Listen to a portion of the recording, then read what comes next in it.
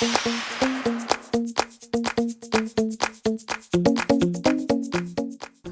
all called out HTC for playing it safe with its flagship designs this year. So, the company went and made an iPhone. But is that really so bad? Because this Android iPhone has much more to it than just the design, which is more than what I can say for HTC phones of late. My problem with this phone is of course the price, and there are some other problems as well, which we shall discuss now in the review. To start with, the HTC One A9 has a 5-inch 1080p display, and it is definitely one of the best displays that we have seen. It is an AMOLED panel, but even though it is an AMOLED panel, it isn't oversaturated. It is not as oversaturated as Samsung Super AMOLED displays. It is warm, but not warm enough that you don't like it. It's just warm enough that you do like it. And the colors are crisp, the sharpness is really nice. It's got 441 pixel density, which is something most people would like. And reading on this is a lot of fun. It's actually one of the best displays out there.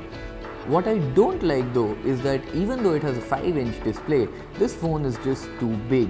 I like this ridged power button on the side, and it rests exactly where your thumb would rest on the phone.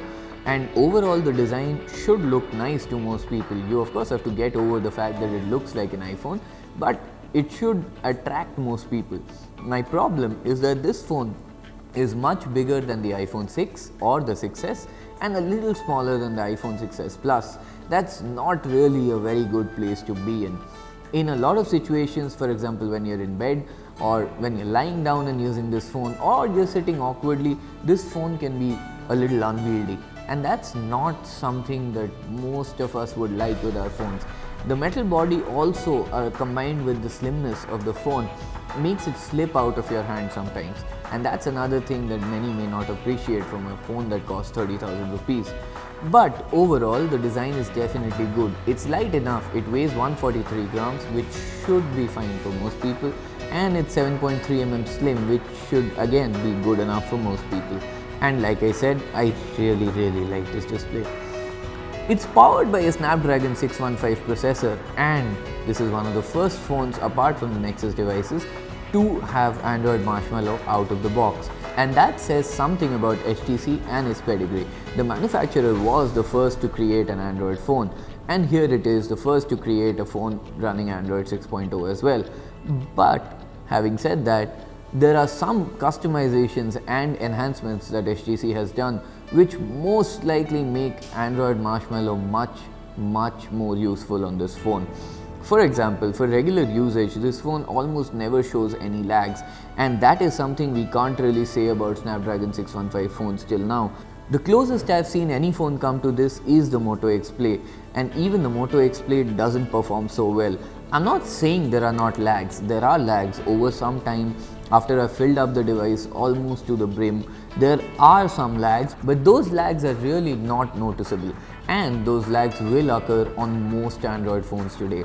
So from a UI performance point of view and from a regular usage point of view for browsing and things like that, this phone is definitely one of the best I've seen. But then again, it does cost 30,000 and it should. But you have to commend HTC for the fact that the Snapdragon 615 has not done this well on any other phone. Where I was really surprised is that even though the UI performance is so good, the gaming performance on this phone is really poor, and it's really hard to determine why that's happening. For example, Need for Speed No Limits ran almost frame by frame on this phone, and I have still not figured out why that happens. There are simpler games like Temple Run and some others which run fine, but then again the battery does drop quite fast when you're gaming. Also, it just seems like HTC doesn't want gamers like me to buy this phone. And yes, I am a mobile gamer, I like playing a lot of games on my phone, so I am not really sure why that has been done. In fact, I really like using the GFX benchmarks for such phones, and the GFX benchmark shows a 420 frames, which is 6.8 FPS on the Manhattan test, which is really subpar for a phone in this range. Another thing that is subpar in this phone is the camera. It has a 13MP camera on the back and a 4MP ultra pixel camera on the front. But even though I say it is subpar, the 13MP camera on the back is definitely the best that HTC has produced till date.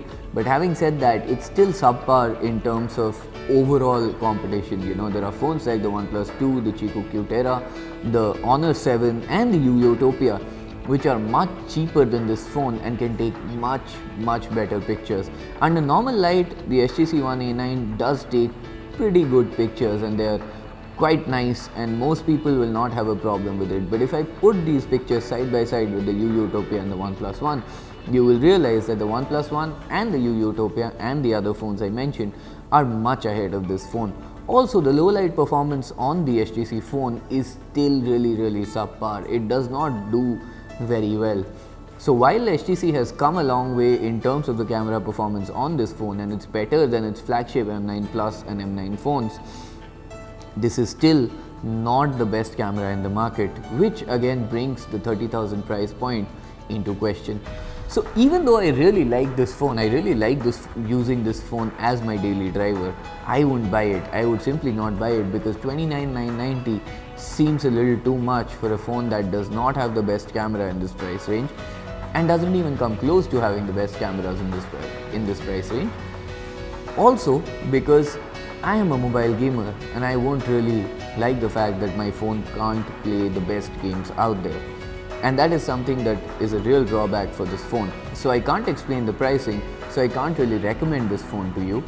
But having said that, the HTC One A9 is one of the best phones I have used so far, and it's definitely one of the best phones from HTC in the last few years.